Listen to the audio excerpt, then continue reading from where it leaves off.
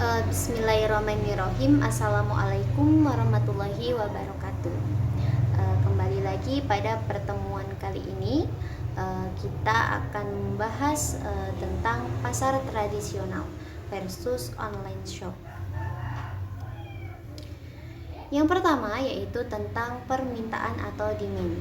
Nah, pengertian dari permintaan itu sendiri yaitu jumlah barang yang diminta seseorang atau individu dalam waktu tertentu pada berbagai tingkat harga. Nah, yang kedua yaitu tentang hukum permintaan. Nah, hukum permintaan tidak berlaku mutlak, tetapi bersifat mutlak dan dalam keadaan ceteris paribus. Nah, maksudnya apabila harga mengalami penurunan, maka jumlah permintaan akan naik atau bertambah. Nah, dan sebaliknya ketika harga mengalami kenaikan, maka jumlah permintaan akan turun atau berkurang. Lalu selanjutnya yaitu tentang faktor-faktor yang mempengaruhi permintaan. Faktor yang pertama yaitu tentang selera. Nah, apabila selera konsumen suatu barang atau jasa tinggi, maka akan diikuti dengan permintaan jumlah barang dan jasa yang meningkat. Lalu yang kedua ada harga barang jasa pengganti atau pelengkap. Nah, maksudnya yaitu adanya barang pengganti akan berpengaruh terhadap jumlah permintaan. Nah, pada saat harga barang naik, jika ada barang pengganti, maka jumlah permintaan akan dipengaruhinya.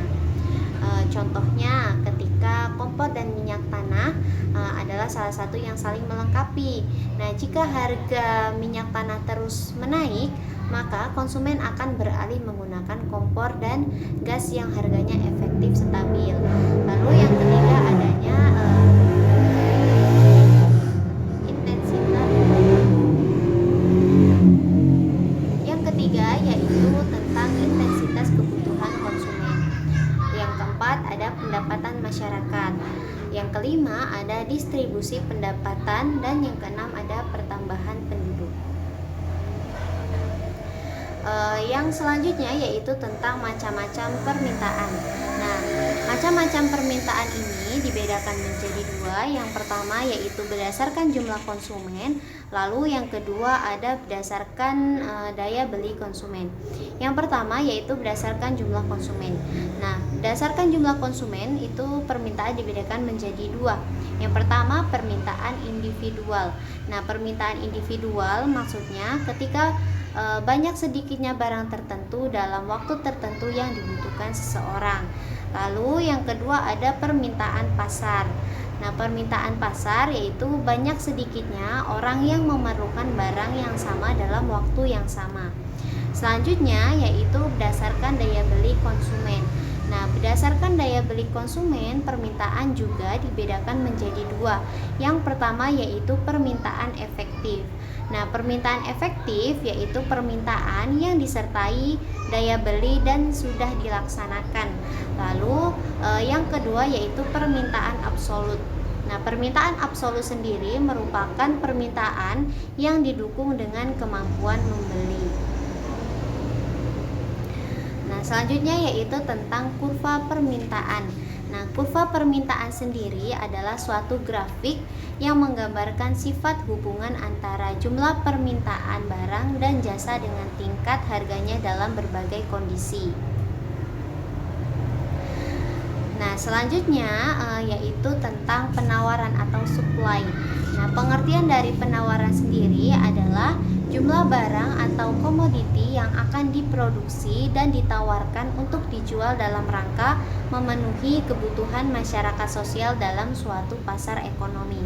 Nah, hukum dari penawaran itu sendiri yaitu bila tingkat harga naik, maka jumlah barang yang ditawarkan akan naik.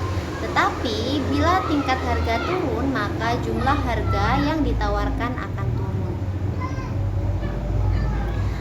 Selanjutnya yaitu faktor yang mempengaruhi penawaran. Pertama yaitu biaya produksi dan teknologi yang digunakan.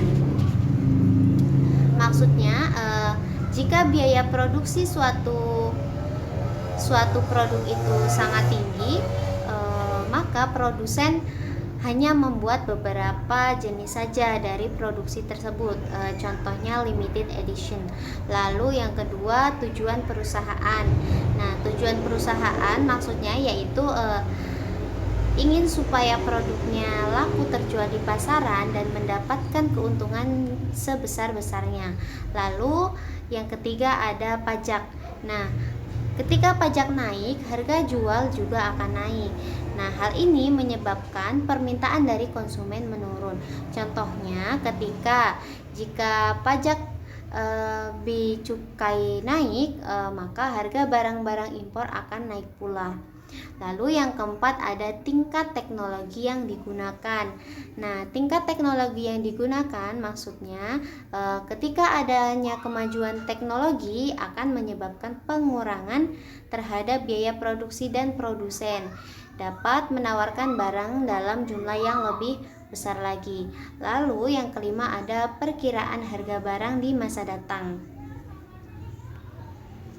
Nah, selanjutnya yaitu tentang macam-macam penawaran. Yang pertama yaitu penawaran individual. Nah, penawaran individual sendiri merupakan penawaran yang dilakukan oleh seseorang produsen atau seorang pedagang pasar.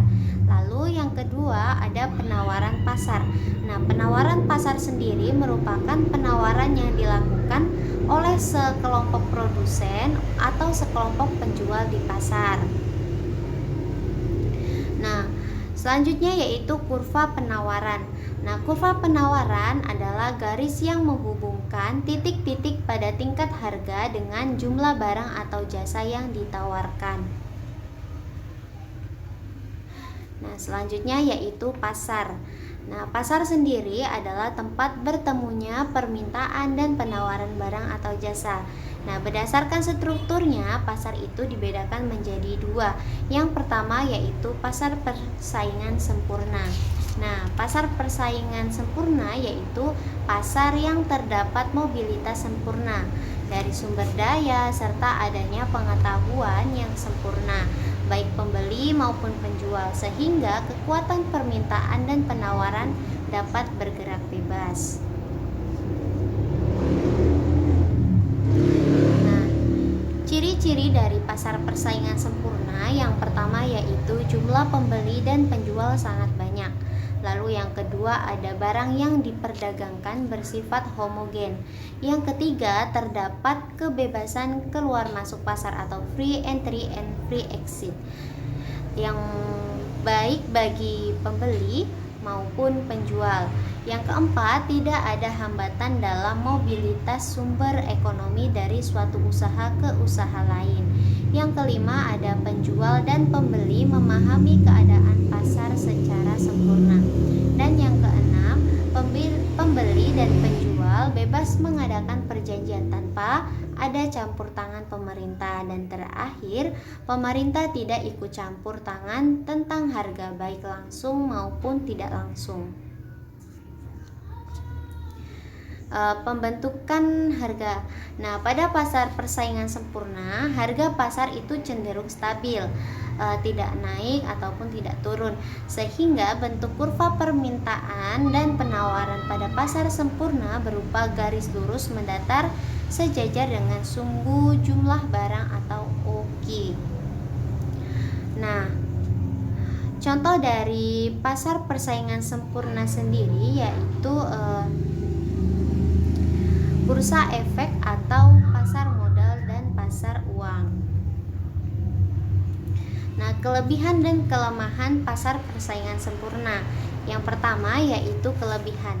Nah, kelebihannya yaitu satu, pembeli sangat mengetahui harga pasar sehingga sangat kecil terjadi kerugian atau kekecewaan. Yang kedua, ada konsumen merasa sejahtera karena bebas memasuki pasar. Lalu yang ketiga ada terdapat persaingan murni karena barang yang diperjualbelikan itu homogen. Yang keempat yaitu harga cenderung stabil. Yang kelima mudah memilih atau menentukan barang yang diperjualbelikan. Dan yang keenam, barang yang diproduksi dapat diperoleh dengan ongkos yang serendah-rendahnya. Lalu kelemahan. Nah, kelemahan dari pasar persaingan sempurna sendiri yang pertama yaitu hanya terdapat satu atau dua industri atau pasar yang mendekati persaingan sempurna. Lalu yang kedua terdapat faktor eksternal yang tidak diperhitungkan dalam posisi kesejahteraan optimum konsumen. Yang ketiga yaitu tidak ada barang substitusi karena bersifat homogen atau sama. Pasar persaingan tidak sempurna yaitu pasar persaingan yang tidak terorganisasi secara sempurna. Nah, atau bentuk pasar di mana salah satu ciri dari pasar persaingan sempurna tidak terpenuhi. Maka, pasar persaingan tidak sempurna terdiri atas pasar monopoli, pasar oligopoli, dan pasar monopolistik. Nah, yang pertama yaitu tentang pasar monopoli. Nah, pasar monopoli sendiri adalah pasar di mana hanya ada satu kekuatan atau satu penjual yang dapat menguasai seluruh penawaran, sehingga tidak ada pihak lain yang menyainginya atau terdapat pure monopoli. Lalu untuk ciri-ciri dari pasar monopoli sendiri, yang pertama yaitu di dalam pasar hanya ada satu penjual. Lalu yang kedua, jenis barang yang diproduksi tidak ada barang penggantinya yang mirip. Yang ketiga, adanya hambatan atau rintangan bagi perusahaan baru yang akan masuk ke dalam pasar monopoli. Yang keempat, penjual tidak mempengaruhi harga serta output dari produk lain yang dijualnya dalam perekonomiannya cenderung stabil walaupun jumlah barang yang terjual itu tidak banyak. Lalu yang selanjutnya yaitu tentang kelebihan dan kelemahan pasar monopoli. Yang pertama yaitu kelebihan. Nah, kelebihan dari pasar monopoli sendiri yaitu industri-industri yang berkembang banyak yang bersifat monopoli. Lalu yang kedua, mendorong untuk adanya inovasi baru agar tetap terjaga monopolinya. Yang ketiga, tidak akan mungkin timbul perusahaan-perusahaan yang kecil sehingga perusahaan monopoli akan semakin besar. Nah, yang kedua yaitu tentang kelemahan pasar monopoli. Kelemahan dari pasar monopoli sendiri yang pertama yaitu timbul ketidakadilan. Yang kedua, tidak efisiennya biaya produksi. Yang ketiga, konsumen merasa berat karena harus membeli barang dengan harga yang tinggi. Dan yang keempat, adanya unsur eksploitasi terhadap konsumen dan pemilik faktor-faktor produksi.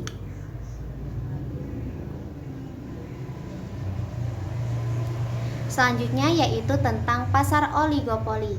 Nah, pasar oligopoli sendiri adalah suatu keadaan pasar di mana terdapat beberapa produsen atau penjual menguasai penawaran baik secara independen atau sendiri-sendiri maupun secara diam-diam atau bekerja sama. Contohnya yaitu pasar bagi perusahaan industri motor, baja, rokok, dan lain-lain. Ciri-ciri dari pasar oligopoli yaitu yang pertama terdapat sedikit penjual, minimal 3 sampai dengan 10. Lalu yang kedua terdapat rintangan untuk memasuki industri oligopoli. Yang ketiga, keputusan harga yang diambil oleh suatu perusahaan harus dipertimbangkan oleh perusahaan yang lain dalam industri. Yang keempat, penjual ini tidak mempengaruhi harga dari produk lain yang dijual. Dan yang kelima, harga cenderung stabil. Kelebihan dan kelemahan dari pasar oligopoli, yang pertama yaitu tentang kelebihan. Nah, kelebihan dari pasar oligopoli yaitu industri-industri oligopoli bisa menerapkan inovasi dan penerapan teknologi baru yang paling pesat. Yang kedua, terdorong berlomba untuk penemuan proses produksi baru dengan penurunan ongkos produksi. Dan yang ketiga, lebih mampu menyediakan dana untuk pengembangan dan penelitian. Nah, kelemahannya yang pertama yaitu kemungkinan adanya keuntungan terlalu besar. Yang kedua yaitu tidak efisiensi produk karena produsen tidak beroperasi pada biaya rata-rata minimum. Yang ketiga, kemungkinan adanya eksploitasi konsumen maupun buruh. Dan yang keempat, adanya terdapat kenaikan harga yang merugikan masyarakat secara makro. Selanjutnya yaitu pasar monopolistik. Nah, pengertian dari pasar monopolistik sendiri yaitu pasar yang terjadi bila dalam suatu pasar terdapat banyak produsen, tetapi ada diferensiasi produk. Contohnya rumah makan, tukang cukur, dan pengusaha angkutan umum. Nah, kelebihan dari pasar monopolistik sendiri yaitu konsumen memiliki banyak pilihan.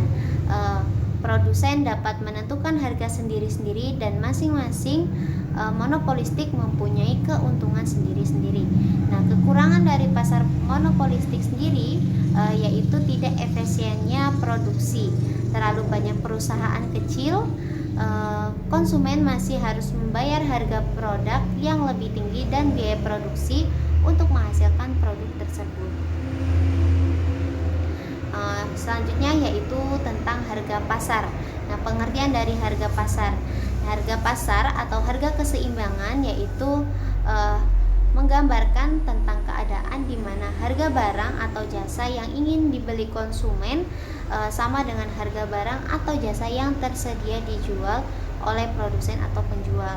Nah, proses terbentuknya harga pasar yaitu tercapai setelah melakukan atau melalui serangkaian proses tawar-menawar. Dan untuk kurva harga pasar sendiri yaitu apabila penawaran diwujudkan dalam bentuk kurva S dan permintaan diwujudkan dalam bentuk kurva D, maka harga pasar atau harga keseimbangan terjadi pada saat kurva S berpotongan dengan kurva D. Nah, terima kasih. Sekian pertemuan pada kali ini. Semoga video ini bermanfaat. Saya akhiri. Ihdinas siratal mustaqim, wallahul muwaffiq ila aqwamit thoriq. Wassalamualaikum warahmatullahi wabarakatuh.